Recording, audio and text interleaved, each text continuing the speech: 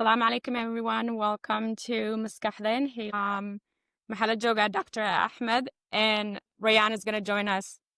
later. We're going to learning about what is defense mechanism. Dr. Ahmed, you can reintroduce yourself to the audience, and we're going to start with just kind of what is defense mechanism. Sidee lay qofka maxay dhibaato ay ugu noqon kartaa if they use defense mechanism. nimco aad baad u mahadsan tahay barnaamijkaagan waa barnaamij aad loogu baahan yahay marka waan ku faraxsanahay inaan maanta aan ka hadalno arrin aad u muhiima defense mechanism markaan magaceega sheegno waxaa laga yaabaa dadku inaynan horey ka fahmin laakiin haddii aan yara fududayno waxa weeyaan soomaalidu aad bay u isticmaashahay oo markay arkaan qof argument iyo wax dhex marto waxay odhanayaan waad isdifaacaysaa bay odhanayaan marka difaaca baan ka hadlaynaa isagoo cilmiyeysan iyo mar uu faa'iido leeyahay baa jirta marna dhibaatuu leeyahay marka in la kala garto si qofka biniaadamkii maadaama u baahan yahay inuu isticmaalo defense mechanism ama isdifaacaas keebaa caafimaada uu isticmaali karaa iyo keebaana caafimaad ahayn uu isticmaali karaa si uu qofku u kala doorto marka intaa waan insha allah maanta ka hadlaynaa hadduu ilaahdo bilaawada noogu horeysa maxaa waaye ma noo kala sheegi kartaa noocyaasha iyo waxay tahay nimca aad baad mahadsan tahay marka defense mechanismka ama isdifaaca horta haddii aan ka hadlo waxay yihiin waxa weeyaan horta dadka bini'aadanka qofku waxyaabo waxaa jira ama stress ama anxiety walwal ama maxaa la yidhahdaa stress ku kicinayaa jira marka waxyaabaha qofku maadaamana maskaxdiisu dul qaadanaynin marka waa inuu isdifaacay noqonaysaa so marka defense mechanismku waa noocaas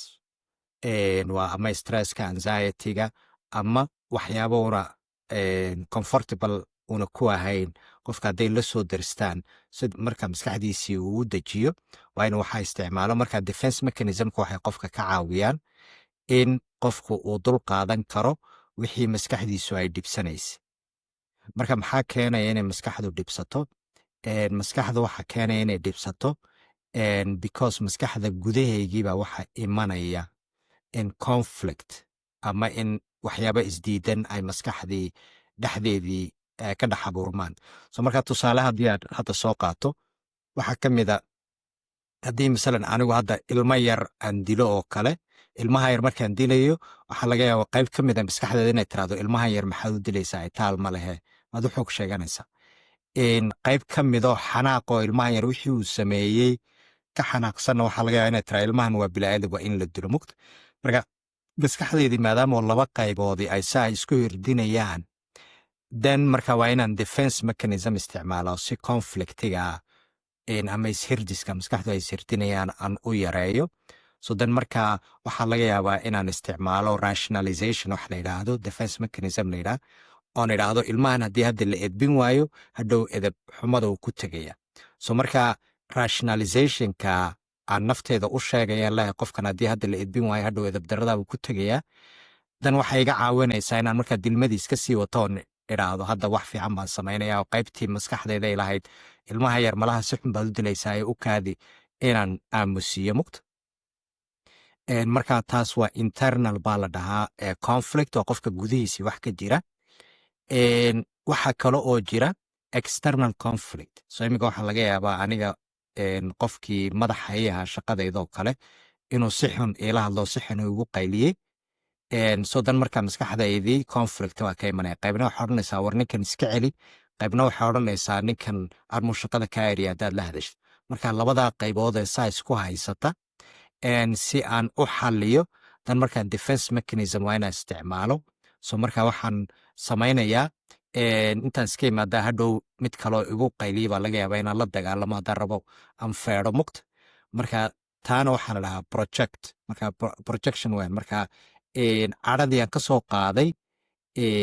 maadaama jirkaygina uu ogoleyn inaan cadhadii iska qaato so marka meel kaloon ku sii daayo waa inaan helo marka projection baa la dhahaa marka sidaabay conflict internalka ay ka yimiday waxyaabaha khaladkan anigu samaynaya nafteediioo diidan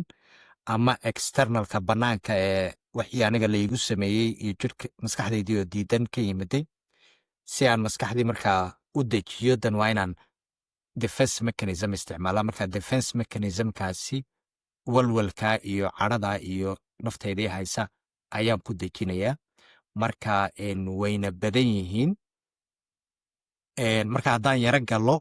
waxyaabaha loo isticmaalaan sii faahfaafino waxaa ka mida saan hore usoo sheegay ina qofka anxietyga walwalka qofka la soo darsaya marka internal conflictiga ama naftiisa ishirdinaysa ay la soo daristo inuu ku dejiyo ama stresska uga yimid masalan xagga shaqadoo kale inuu ku dejiyo waxaa kale oo loo isticmaalaa kalsooni darrada masalan qof hadduu auna isku kalsoonayn oo uu khaladaad sameeyo khaladaadkii marka intuu odhan lahaa waxaan anigu ma aqaano waxaa laga yaabaa inuu rationalization sameeyo yidhaahdo oo waxaani wax dadkoo dhaniba ay garanayaan ma aha marka waxaa laga yaaba qof kaloo ag joogo inuu yidhahdo waryahay war waa isdifaacaysaa waa maxay waxaanad ku sheekeynaysid mugta marka soomaalidu taabaa ku tusaysa inay defense mechanismka yara fahansan yihiin laakiin maanta aan u sii sharaxayno waxaa kaloo ka mid ah saan hore usoo sheegay internal conflict in lagu xaliyo iyo sidaan hore usoo sheegay overwhelming experience qofka haddii bannaanka wax kala soo darsaan markaasi uu maskaxdiisi u dejiyo waxaa laga yaaba masalan in isdudsiiyo oo yidhaahdo dhibkan me waxaana dhib maaha dhibab ka waaweyn baa jira marka denialka uu samaynayo leeya waxaana dhib maaha dhib ka waaweyn baa jira dan wuxuu samaynayaa dhibkii inuu maskaxdiisi u sheego maskaxdii marka ay dhibsato ayuu ka celinayaa marka waa saas buu defense mechanism u yahay marka qaybaha baa loo isticmaala maxaa raba intaa dhaho so qofka so behaviorka wax la baran kara miya oo parents ka baranaysa ciyaalka like how ay isku difaacaan nimca waa su-aal aad u fiican waa runta defense mechanismka waa la baran karaa waa runtaayo waalidkana waa laga baran karaa because haddii ilmaha yari uu dhegaysanayo hooyadii ama waalidkii ama aabihii ama waalidkii oo markasta denial ku jira oo marka ay wax sameeyaan odhanaya maanigaas sameeyey anigu ma samayna odhanaya oo dhinay garaynaya ama isdiidsiinaya dan ilmihi yaraa wuxuu baranayaa haddii aad wax samaysid waa la isdiidsiyaa wuu oranaya marka uu ka baranaya cultureka meesha jira laftigeedu uu barayaayo haddii masalan cultureku uu culture ceeb shaming culture hadduu yahay ama qofka ceebaynaya dan waxay u keenaysaa qofkii inuu defense sameeyo so qofkii masalan haddii uu wax khalada sameeyo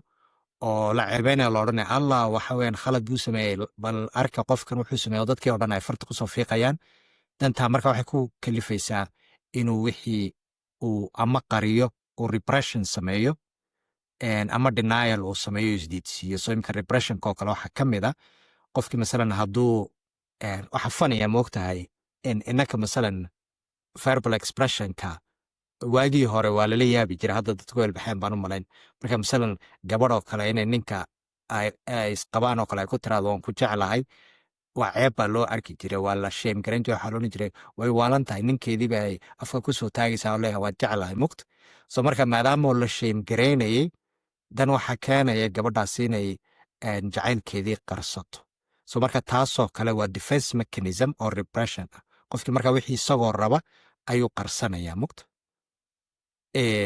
so marka culturekuna uu barayaa dadka inay defense mechanismka isticmaalaan